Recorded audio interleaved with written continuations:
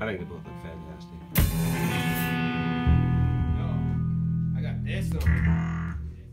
This is a pretty special Grizzly Oak art gallery. I'm featuring my father's father, which would be Grandpa.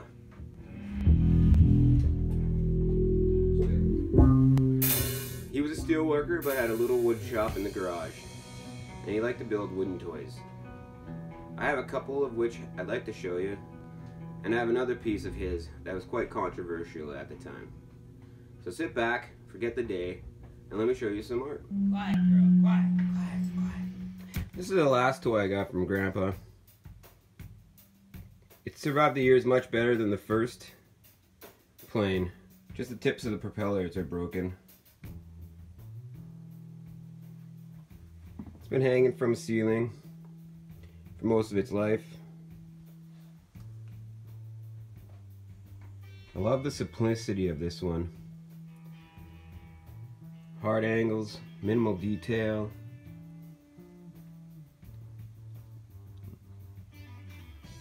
I won't touch this one, although I've definitely thought about it. Upgrading the engines would be kind of cool. And this one is the only one that's been dated and signed by Grandpa.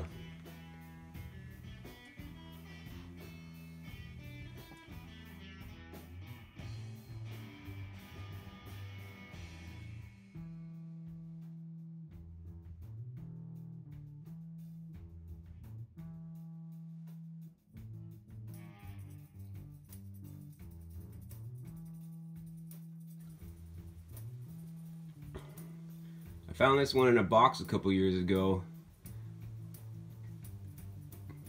When I pulled it out, I accidentally broke the wing. So I put a couple nails to splint it. Okay. The wheels are missing off of the bottom of it. And the tail was busted up as well. I felt really bad that it looked like that, so I decided to restore it. This is what happened. The metal tail is made from old grocery store shelving. So it's a really nice mint green. The exhaust I put on it. Various brake line, aluminum brake lines. The new wheels in the front are just washers and spacers and a couple nuts.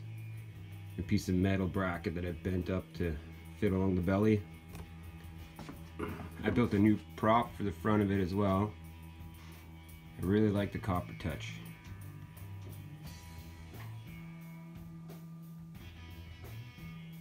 You can really see the difference in hard edges when they're side by side.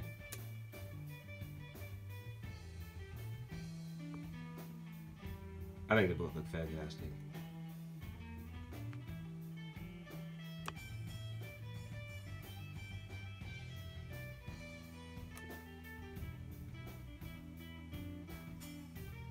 Now, after restoring Grandpa's, I wanted to build my own. This is what I came up with. It's got metal wings and a metal tail and a metal prop made out of cold rolled steel. And the wings and tail are made from that grocery store shelving I told you about earlier. This one isn't quite done, it still needs some work. It's made out of a cedar 2x4 as well. I like that with the propeller, looks like it's spinning. I've painted on it already, but I think I'm going to take most of the paint off the cab and leave it more like Grandpa's without much paint on it.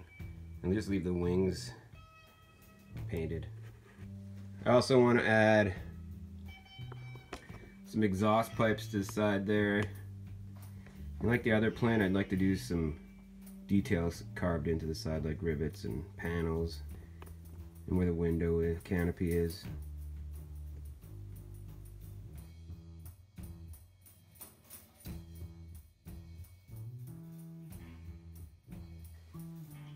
Now, Grandpa didn't build just airplanes, and I remember seeing this one for the first time on his workbench, and I wanted it badly. But I was not a spoiled kid and I never expected anything, but I knew I had to try in this case. Now, I didn't get it right away. When I saw him in the dining room where he usually sat, I straight out and asked him if I could have it. And I'm sure I gave great reasons and why I deserved it, and I probably told him I'd work it off. But he said it was for someone else. So I asked him if we could build one today, and some aunt or uncle piped in and said, you can't just build that in an afternoon or a couple hours. I love this thing. As soon as I seen it, it was love at first sight. Look at it. The details are amazing. I'm pretty sure this is not from a design or nothing. I'm pretty sure this came right out of the old man's head. Look at that. I love it. The little hood ornament is awesome. Plywood wheels, dualed out.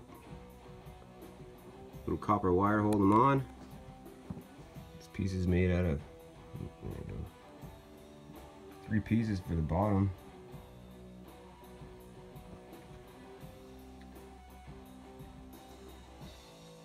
Look at the little taper on the hood.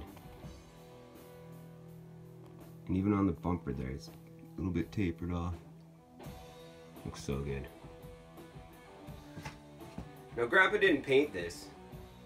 No, he was a carpenter. No, he bought this for the family in 1966. And at the time it was controversial because he paid $65 for it. So the story goes. And in that day and age, 1966, 65 bucks is like the equivalent of $500 nowadays. So this is a pretty good investment.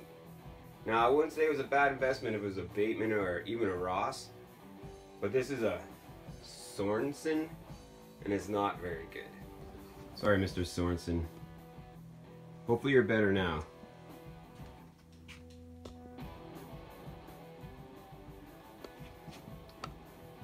I'm not sure if it's painted with house paint or oil. It definitely has a sickness to it.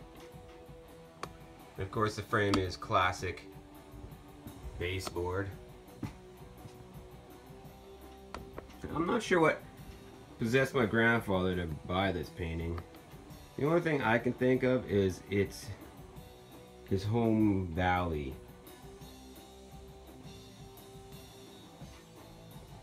Grandpa also didn't buy this in a gallery or at an art walk. He also bought this in the bar. $65 plus whatever beer you drank that night, and you come home with a painting. This is beautiful. My personal memories of this painting is that it hung by the pool table, which was built by my great uncle as well. I never thought it was good or bad or what it was, but I ignored it for the most part. I do have some pretty cool ideas for it, and those will show up in another tour and art challenge.